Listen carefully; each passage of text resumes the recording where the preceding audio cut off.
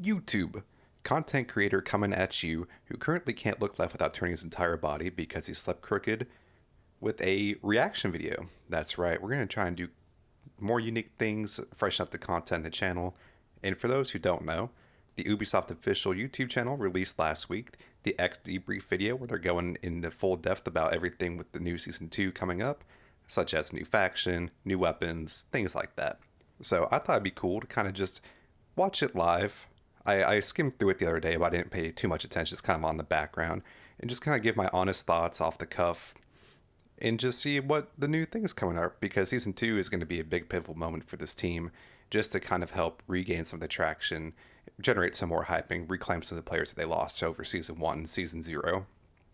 But of course, a link to the original video will be in the description, and I want you all to go watch the original video, subscribe if you want to subscribe. I left a like, did all that stuff. But yeah, let's just get into it. Let's stop talking and let's just get into it. Welcome back to Xdebrief, the official Xdefiant show. All right, this is gonna be like an Asmongold reaction video. Not even throwing shade. I love Asmongold. I watch them all the time. But this is something I really adore. I love how they do this. This gives me big vibes. I don't know if y'all remember of Overwatch 1 when that game was popular and it was the new thing, where they had Jeff Kaplan, I believe he was the lead director, creative director for the game, and he would come on every once in a while to talk about the direction the game was taking, address the player feedback concerns, and reveal new things coming up. So I loved it back then, and I love the fact that they're doing this now. I hope they keep doing this for the long haul. I'm your host, Yusuf Garcia McGee, and we have a massive Season 2 reveal episode for you today. We'll be diving deep into the new Highwayman faction, showing off the 3 new weapons, giving you an inside look into bomb mode, talking private matches, unveiling the first new map of the season, and giving you a look at some of the updates coming down the road. All right, now, I am not just here to tell you what's coming, we're here to show you what's coming. Here's everything you can expect from Season 2. I think that's a good point.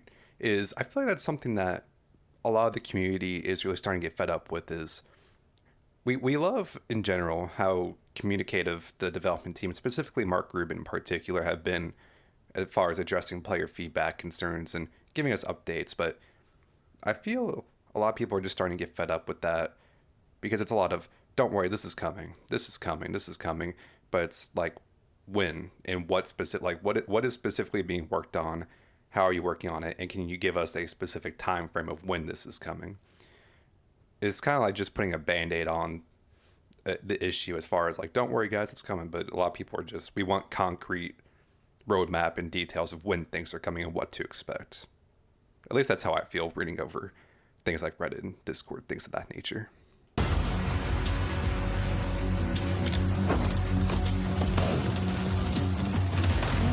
Okay, smoke grenades. That's interesting. I was always very surprised with like the game being heavily objective game mode driven. The fact that there wasn't a smoke bomb or a smoke grenade on launch, so that's cool to see that that's coming in. Again, coming soon. Like what does coming soon mean? Kind of goes back to what I talked about, where we're getting promises and like there's stuff coming down the pipeline, and we're not doubting that they are working on it, but can we just get something a little bit more concrete than just coming soon? Season 2 is bringing some banger updates, y'all. So before he goes into more depth about some of the content that they just outlined, I wanted to just let them list everything out there, a little hype video, let you all watch it. But it seems like they're going with the same kind of strategy and game plan of, it's going to be just 3 new maps again, released monthly, 3 new weapons. You have the battle pass to work towards. And I just wonder, I think that they should lower the length of the seasons. I feel like the big thing that really turned people away from Xdefiant during Season 1 wasn't the quality of the content. I personally think that all of the quality of the content that was released in Season 1 was actually really good.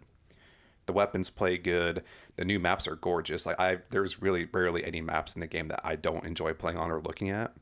The problem is it's just 1 new map a month, only 3 new weapons to get through for the whole 90-day cycle of the season. I just feel like there isn't enough content to justify the length of the seasons if they keep it the same 90 day season length. I don't know if they're going to do that going forward. And we're going to talk about all of them in depth, but we gotta start with our new Highwaymen faction. The Highwayman's passive is revved. As you rack up consecutive kills, this passive will ramp your rate of fire and reload speed, making you a snowballing monster on the battlefield. Your passive appears at the bottom of your screen to indicate its current state. You'll start at medium following your first kill, followed by high with your second, and finally maximum after 4 kills. Dying will reset the stacks on your passive. The 2 abilities in your arsenal are Scrap Turret and the M79. While it might look like a hunk of junk, the Scrap Turret is a deployable turret with 360 degrees of coverage. It's the perfect companion to set up and give you and your team some cover fire while you take or hold down an objective. The M79 is fairly straightforward. It's a grenade launcher. You see. Yeah, so to cut them off here, I wanted them to give you the rundown of the abilities real quick before I gave my opinion on them. The M79 grenade launcher, yeah, it's going to be annoying. It definitely kind of gives off the vibe of the OG Modern Warfare 2 back in the day, Danger Close noob tubes. It's going to get annoying at times, but I don't even think it's necessarily going to be overpowered. And I imagine having a lethal weapon like that as an ability, it's going to have a pretty lengthy cooldown time. And then the Scrap Turret, again, it's cool. It could definitely probably be annoying, help your team hold down objectives or help push an objective maybe, but I'm sure an EMP is going to take it out fairly easily, or even like DeadSec could like hack it, and then all of a sudden now your team is just shifting momentum because now you have a turret and the enemy's lost their turret, you know. So cool counterplay there. But that passive is definitely the scariest thing with this new faction for me, because if you're a good player and you can consistently get up to a 4-kill streak, it's essentially like giving yourself 2 free attachments, because you're increasing your fire rate, you're increasing your reload speed, and so you can either completely put the fire rate of your weapon off the charts by getting yourself a muzzle booster, rapid fire barrel, and then the passive. Or you can kind of, it definitely gives me the vibes of, I don't know if y'all remember this, OG Modern Warfare 3 back in the day, to give another COD example, funny enough. But the specialist bonus, where like you're just running around like you're a super soldier and you just have like all this extra like fire rate, reload speed, and you're just feeling like a super soldier, right? You could definitely get that type of vibe with this passive, because if you don't want to just stack up these abilities with the attachments you already have, it's essentially like giving yourself 2 free attachments. You know, you can remove the muzzle booster attachment and put on something else that help you in a different category, because you're going to have the fire rate buff with your passive. You can take off a magazine attachment and put on a different attachment, because you're going to get the reload speed buff from the passive. So, and it's going to be something constant. You know, you can't turn it off as an enemy. The only way you can is getting killed, which of course gives it some inherent balance, but this class I could definitely see a lot of people gravitate towards it, just pub stomping lobbies with. Good players are gonna feast with this class. Finally, the saw launcher is best used in close quarters combat. A direct hit with it will kill most base health enemies.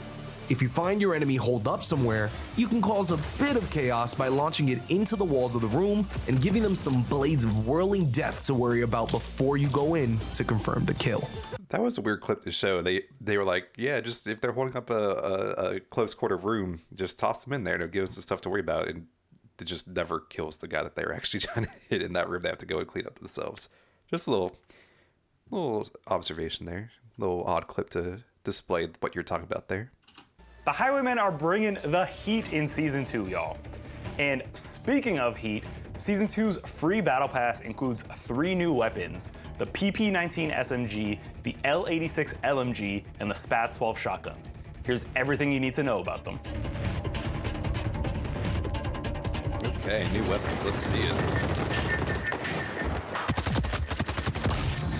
Dude, that thing has no recoil. What? Hey everyone, my name is Cece Smith and I'm Associate Director of Live Operations at Ubisoft San Francisco. Today I'm Not trying to be rude, but why does her voice sound like an AI? Is it just me, or? All right, let me stop being rude. Sorry. excited to walk you through our upcoming Season 2 weapons. Our 5th SMG, the PP-19, occupies a unique space within the class. While our current submachine guns focus on movement speed and rate of fire as their main strengths, the PP-19 focuses on damage and accuracy. I can see the accuracy. The PP-19 has the highest damage and headshot multiplier of any SMG, and tops its class with the fewest shots to kill. Oh, We've wow. coupled the increased damage with a large magazine, longer ranges, and a more consistent recoil pattern. And these unique characteristics mean the PP19 is perfect for players who love the feel of SMGs, but prefer a more controlled pace of play. Okay, so if you have a really high magazine capacity, best in damage class headshot multiplier, and amazing recoil control, this thing needs to have a really slow fire rate, because if not, it's just going to completely dominate the meta. I mean, look at that. I'm assuming, let me see the mouse so you guys see what I'm looking at right here. 55, they just fired one bullet. 55 round magazine. I'm going to assume that that's just the base magazine capacity. I don't know what attachments they're using, obviously. But yeah, like if this thing has any kind of competitive rate of fire, this thing's just going to dominate the meta straight out the rip. It's looking pretty nice. I can't wait to play with the PP. Solve that problem. One loadout option that we've seen work well for this weapon is increasing its range by combining the barrel extender with the chrome-lined barrel. Another attachment Just combo max the up team that fire likes rate. is pairing the muzzle booster with the rapid fire barrel, which Boom. increases Just the like I said. PP19's rate of fire. Just like everyone else that makes the When meta build. rounding out your loadout, the quick mag and the fast mag are both good options for speeding up the PP19's reload time. And if you're looking to improve mobility, the quick draw grip, fabric grip, and the folded stock will do the trick. I mean, that's not really like super insightful. Again, not trying to be rude, but that's pretty much like the way people build weapons in Xdefiant currently with any weapon. It's you either just max out fire rate, or you max out movement speed, and you probably throw on a fast mag attachment. Like there's really not many ways to build because there's just a lack of attachments and lack of build variety. You either go strafe speed, movement speed, or you just max out fire rate. It's usually one of the three. With the L86, we wanted to introduce a faster option to the light machine gun weapon class. Okay, good, some It variety. features a bullpup design, making it more compact and allowing players to run faster, aim faster, and shoot faster than the heavyweight LMGs that are currently available. Okay, so it's like a This hybrid. focus on speed and handling gives the L86 a more assault rifle-like feel and offers a totally unique experience within the LMG It's got some class. hefty visual recoil It's the there. perfect weapon for players looking for a middle ground between the AR and LMG classes. While the L86 does less damage and holds less ammo than the other LMGs, it has one of the fastest times to kill between 30 and 45 meters. This makes it a very strong option when playing on both linear game modes and bigger arena maps like Mayday, Attica Heights, and Liberty. Only concern with this, if y'all remember, and this isn't the exact one for one example here, but the MDR Season 1 before it got buffed was one of the worst weapons in the game. And it was a hybrid weapon like this. It was trying to bridge the gap between SMGs and assault rifles. And it was just terrible because it didn't do anything well. It was like, yes, it handles slightly faster than assault rifles, but its time to kill is awful compared to assault rifles at range. And it doesn't have enough time to kill to be effective at close range with SMGs. And you're also not moving as fast or aiming as fast as SMG. So it just did nothing well. It was just that jack of all trades, master of none type weapon. And I just don't want this weapon to kind of fall in that same pitfall because I love the fact there's going to be a little bit more variety with LMGs. They all pretty much play exactly the same for the most part.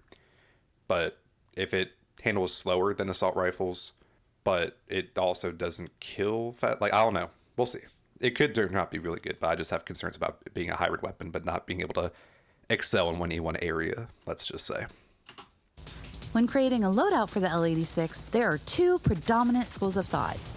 Either lean into its strengths by improving its rate of fire and mobility with attachments like the rapid fire barrel and the super light grip, or you can offset its weaknesses with the vertical grip and the extended magazine.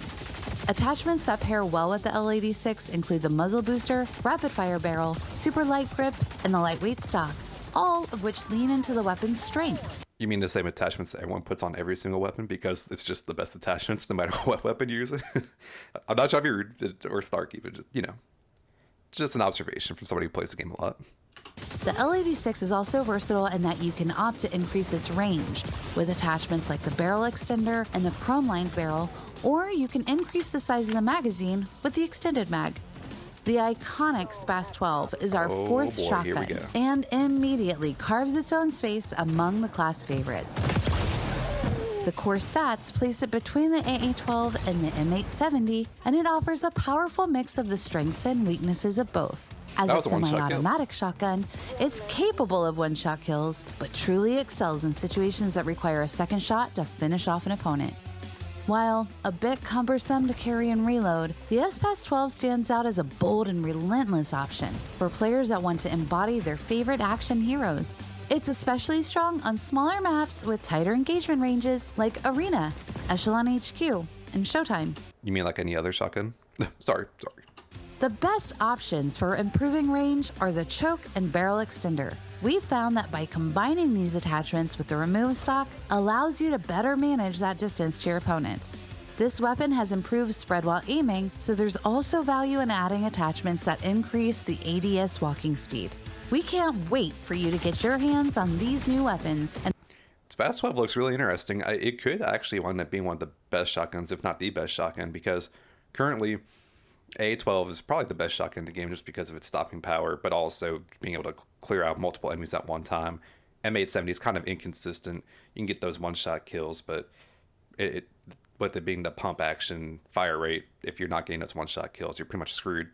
Double barrel has that one-shot consistency, but only got 2 shots. So if this weapon has the one-shot potential, but also has that semi-auto capacity, so that way you can clean up shots that aren't one-shot kills or have a chance to fight against multiple enemies at once, this could easily become one of the most competitive, if not the best, shotgun in the entire game. And to see the loadouts that you come up with, let us know in the comments what your favorite weapons are. All right, Bomb. I know this is something that the community has been clamoring for and has been begging for since the game pretty much dropped, honestly. I've never been a huge fan of like a search and destroy one life type of game modes personally. If I want to play those types of game modes, I typically just like to play a game like Rainbow Six Siege or what's it called? Shoot, why am I blanking on the name? CSGO, sorry. I go into games looking for that kind of experience. I don't really like that in these fast-paced FPS arcade games, but more options for the players is always good, and a lot of people want it, so good to see that that's finally coming relatively soon. There's a lot of people asking for a one-life tactical mode, and so we're trying to deliver on that. We want players to take all things, not just the match into consideration, but like the loadouts and their faction abilities and the gadgets they use, and how they're going to coordinate as a team. The coordination of a team is like a really cool thing to focus in on here. With this game being a hero-based shooter in a faction-based game, I think a game mode like this will actually encourage a lot more team comp decisions, consideration, things of that nature, compared to like what it is now. Because for the most part, people just play the same factions regardless of the game mode they play, except maybe TDM and hotshot game modes because they're a kill-based game mode. You're gonna have a little bit less variety in those, but yeah. So having a one life game like this, I think it could definitely encourage a lot more faction consideration and team coordination, like in that regard. So that would be cool to see, a little thing to think about. Map positioning is key. You need to be able to hold down power positions. And so looking at approaches to bombs, since there's 2 sites, you kind of have to split your focus. As the other team, they can even use counter tactics. They can set a diversion. Abilities are huge. I think ADS is going to be a sleeper pick for abilities. Being able to put something down where a device is going to be nullified before it gets to you, so you can throw one down, start defusing a bomb. You'll invariably see a bunch of grenades heading out your direction, and hopefully you'll be able to knock those out. Obviously, tried and trues like Intel Suit and Mag Barrier are key, as well as active camo. Like using a Jetner, setting a bomb to be active, and then hide in a corner, go camo, and you just look at the bomb until someone tries to disarm it. That's toxic as hell. I'm sorry. I would not even have thought about doing that. Why are you giving people bad ideas like this, man? We don't need people doing this shit. But you're just going to give out and tell people to do this. Come on now. Hostiles are down 1. Your weapon selection is also just as important. Wait, did anyone just see that? Look at that. Look at this. Hold up. Did you all see that name? Let's watch Xdebrief. Good plug, man. Love that. The team around Xdefiant is actually very self-aware. I love it. But there's like the Spirobot jokes and things of that nature. Stuff like that, little stuff like that. That's funny. Love to see it. Hostiles are down 1. Your weapon selection is also just as important. And I think it even varies based on like the role you're playing. A lot of people just think, what can I do, or what ability should I pick to be effective for just me? But you can't think about that in Bomb. I mean, let's be real. With how a lot of brain rotted all these FPS players in any game are in public play matches like that, it's still gonna happen. It doesn't matter that it's bomb game mode. It's still gonna happen. It's much more of a team-oriented game mode. I would say the #1 tip when you first get into Bomb, be very careful with your life. What? be careful in a game where if you die, you can't respawn. Why would I do that, man? You have one. I would say that's even more important than your skill selection and the weapon you use. You just have to remember, like, if I get an engagement and I lose, I'm done for that round, and I'm no longer helping my team. And if that still happens, communicate with your team. At least they'll know, like, hey, there are 3 people over here that I just ran into. So our plans for Bomb is to first release it just on the casual playliст. We want to get it out there, get people experience with it, and more importantly, get their feedback and see what they like, what they don't like, and make adjustments before we drop it into the ranked playlist. Sure, I think that's reasonable. I think that's a good idea. Definitely want to iron out all the issues, get player feedback before you implement it into a ranked playlist where people are going to have, it's a lot more high stakes. They don't want to lose RP if things aren't working properly. So I think it's reasonable. I'm glad that they're doing that. Players have been asking for a really exciting strategic mode, and I think we're going to deliver it with this. In addition to Bomb mode, Season 2 is bringing something the community has been asking for since day one: private matches. Ooh. Here's systems designer Pat Price to tell you more. YouTube thumbnails. I don't have to do it in mid-game anymore. Let's go. We think this is a great tool for the community, really no matter who you are. If you're an aspiring pro player, a caster, a content creator, or just looking for a night of games with your friends, this is going to elevate the Xdefiant experience, and we can't wait to see what the community does with it. Yeah, I think that's really like the most important takeaway there is, regardless of how people use it, having private matches in Xdefiant is just going to be a net positive. Whether you're just, you know, someone like me, I might probably only going to use it for YouTube thumbnails. People that can use it to put together like little tournaments or just put together with your friends, like regardless of how people implement this into like their daily lives with how they engage with the game, it's just gonna be a net positive. So super cool to see this finally coming in Season 2. Really happy to see that. Good for them, man. Hi folks, my name is Layla, and I am the Global Maps producer at Ubisoft San Francisco, supervising all of our incredible map teams as they work to bring your favorite Ubisoft franchises to Xdefiant. Real quick before I let them continue, regardless of what you've thought of like the overall art team at Xdefiant is doing, because some of the skins and like the shop have been lackluster, all of the maps are just really aesthetically pleasing to look at. Like, I don't know how this map's going to play yet. Obviously, I haven't been able to get my hands on it, but it just looks gorgeous. And I feel about that way for all the maps. Even maps I don't like Emporium and Mayday, they're still really good and pleasant to look at. So the map creators and the map development teams do a phenomenal job. I just want to give them a shout out for that. In order to properly capture that feeling, we opted for a larger map size to give our teams the space they needed to pay homage properly. This meant leaning into a longer range playstyle, which gives you a chance to put your marksman and sniper rifles to good use. Just be aware, there could still be danger lurking around every corner. All right, so we have another long range map. Of course, this, gonna open up the door for more sniping and marksman rifle style gameplay like on Mayday, which can devolve certain lobbies depending on how people are playing, but you need to have that variety. Like, you need maps that promote every type of play style. You have your close quarters like Echelon HQ, Arena, Rockefeller. You have your average size maps, so you need to have a couple maps like this that promote and enable other styles of gameplay. So it's good to see the variety coming in. We'll just see how it actually plays out. Only one way to know, and that's when Season 2 actually drops. Find clever spots to slap down a scrap turret to greet unwanted visitors. Or take your enemies by surprise when rounding a corner with your M79 grenade launcher aimed directly at them. Better yet, try firing off your Ultra Let's go back there. launcher aimed directly at. That was really close. Is there no chance to blow yourself up with using this thing? If that's the case, that needs to get changed. Like, I know I said earlier that I don't think it's going to be that OP. I don't think it's going to be more of a nuisance and annoyance than anything. But if you can't damage yourself with it, that needs to be changed. That just makes no sense. Like, that's a really close. For there to be no splash damage recorded in that right there, that's kind of wild to me. We had a lot of fun coming up with an exciting map to welcome the Highwaymen to Xdefiant. Got him good. I'd encourage you to soak up the beautiful environment around you, though I'm not sure the enemy team will give you the same courtesy. So enjoy the Super Bloom at your own risk. A big thank you again to the maps team at Ubisoft San Francisco for helping bring Hope County to Xdefiant with the waterfront map. Now get out there and make Mickey and Lou proud, or they may just have to go rabbit hunting. Yeah, it looks gorgeous. They did a great job on that map. Now, to wrap things up for today, we're going to check in with community developer Zach Padgett, who's going to give you a look at what's coming down the road for Xdefiant. This will be huge. The future of Xdefiant. Let's see it. Thank you. Recently, we shared the Year 1 roadmap for Xdefiant, and let's dive into it. As you know from watching this video, we have a new faction coming with Season 2, the Highwaymen, as well as new weapons, a new mode, bomb, that's been requested by many of the players. We also have map voting for ranked and the beta launch of private matches. But it doesn't end there. In Season 3, you're getting a new faction, new weapons, new attachments, new maps that are honestly quite amazing, as well as a repeat that? Por favor?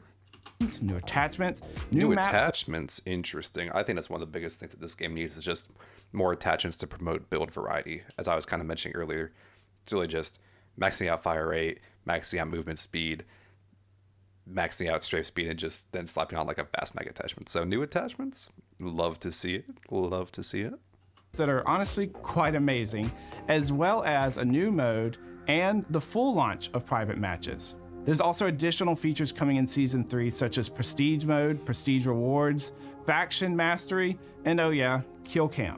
A bit sad that Prestige Mode is getting delayed until Season 3, but if that means it's going to be more fully fleshed out and actually something worth working towards, then it's okay to wait for it, in my opinion. I'd rather wait and for it to be good than to be rushed out in Season 2 and it be S, so that's okay. What are these limited time modes? I was just looking over things real quick, and I'm apologies. I don't know if he talked about it, but limited time modes. Is this like the Rockefeller Arena type of playlist? That kind of idea? Just something to look over. But event challenges, huge. I love that that's coming out in Season 2. Prestige is delayed, but event challenges, huge. Objective progress for Weapon XP, huge. That'll promote some more variety in gameplay because people are just kind of flocking to Team Deathmatch right now because it's just the best way to get your weapon mastery camos. Battle Pass progression speed, it's okay. You got 90 days to get through it if they're still doing that length of time for the seasons. I feel like there's really no pressure to not complete the Battle Pass. It goes by so fast, honestly. New weapon mastery skin, we got enough of those. Not really happy to see that. New ranked rewards, I'd rather see ranked just get all the love it needs and for it to be good before you work on the rewards, but okay. New battle pass, all right, we'll see how it goes. We'll see. But overall, the hype is, I'm hyped. Let me know, do y'all feel the hype? Because I definitely feel the hype. Are you feeling it now, Mr. Krabs? We'll have more details on social media, but we can't wait to see what feedback you might have for Season 2.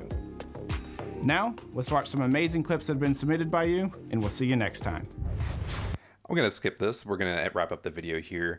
But the last feedback I'm going to give them, these Xdebrief videos are really well produced. I love them. Again, I hope they keep doing these things because I just find that I love the passion to see that developers actually want to engage and throw together stuff like this to help generate hype, show off, like here, there'd be clips being shown presented from the community, and just to give us more information on what's to be expected in the coming season. So really well produced. I love it. I left a like. I subscribe to the channel. Please, if y'all watch this, go to the original channel, give them a view, give them a like, because it is really well produced. So, but all right, well, we're going to wrap it up there. Well, let me know what y'all think of the new Xdefiant Season 2 reveal.